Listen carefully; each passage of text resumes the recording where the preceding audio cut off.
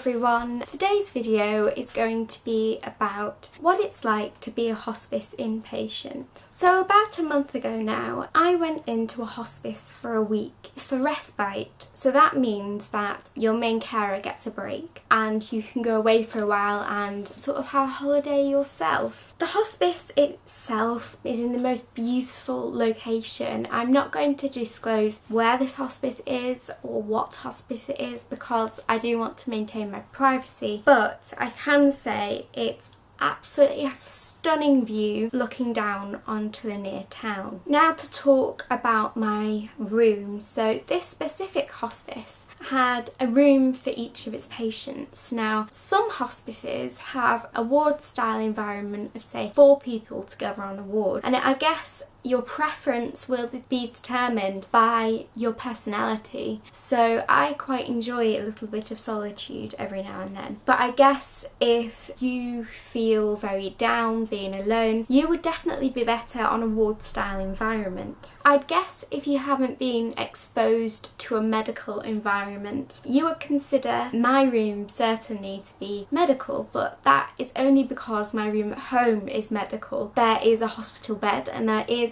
in every room, but that's so that you can basically get comfortable. You can have all the usual mattress choices that you get through the NHS. So there's the foam and there's lots of different types that are very pressure relieving. There's one called an airflow. It's alternate tubes that inflate and deflate, and that is supposed to help reduce pressure sores. I had a drip stand in my room, but obviously you would not have it there unless you needed it. I had a commode, again the same thing.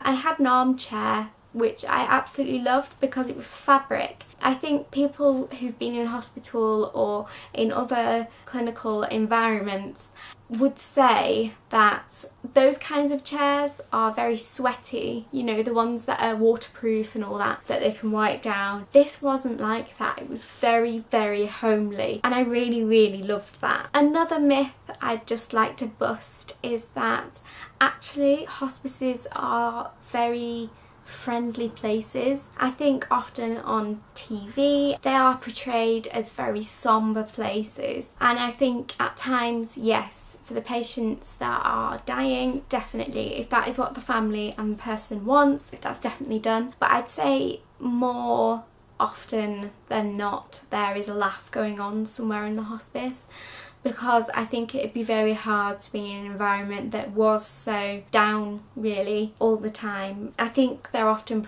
portrayed as very depressing atmospheres, and actually I think you would be very hard pressed to find a nicer atmosphere and a higher standard of care. I wrote a poem about a hospice in my poetry book that has just come out, and it's actually called Hospice, and this is written about the children's hospice that I used to go to. Hospice. That word changes things. It makes eyes ooze sympathy like sores and puts corks in free-flowing conversation. My hospice is not a place of maudlin. It is a place where I spill glitter over my wheelchair, bake cake I'll never eat, and laugh harder than I have in months. If you would like a copy of this book, there is a link in my description box. It'll take you to my blog where you can click through PayPal. It's completely secure. So back to talking about hospices. The care is absolutely exemplary and the whole team is extremely skilled. There are a number of doctors on call and just working full time at the hospice, and that actually gave me the opportunity to try a few new medications while I was in, and that's quite a unique opportunity to be able to do that. They came up with suggestions that I hadn't even thought up before. It was brilliant from the medical side of things as well. Although obviously not for me, the hospice I go to offers exemplary food. They have an on-site cafe which raises some money for the hospice. They serve the same food to the service users basically. So you know, it's not going to be like canteen or school food. It is the food that people enjoy, and I think it's really important in end of life care especially that food is the best it can be and tastes the best it can be, because often people's appetites are dwindling to not very much. So it's important to have something appetizing and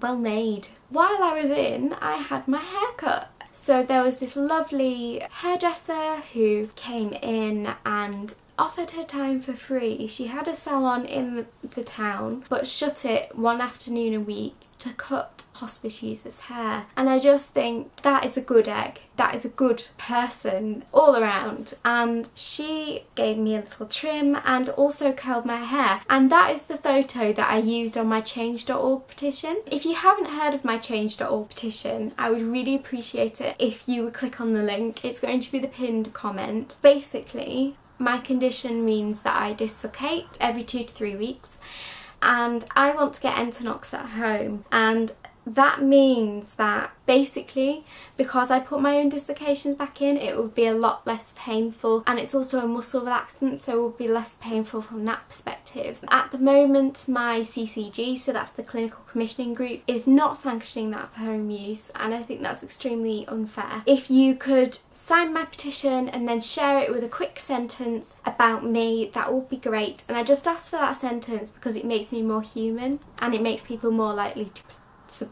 not subscribe, you can do that as well if you want, but it makes people more likely to sign. Thank you so much for watching. If you have any questions about hospice care or respite, please do ask me. I will try my best to answer them. I can't promise I will know the answer to every single thing. Obviously policies will vary between hospices and countries, but you know, I'll give it my best shot. Thank you so much for watching. See you again. Bye.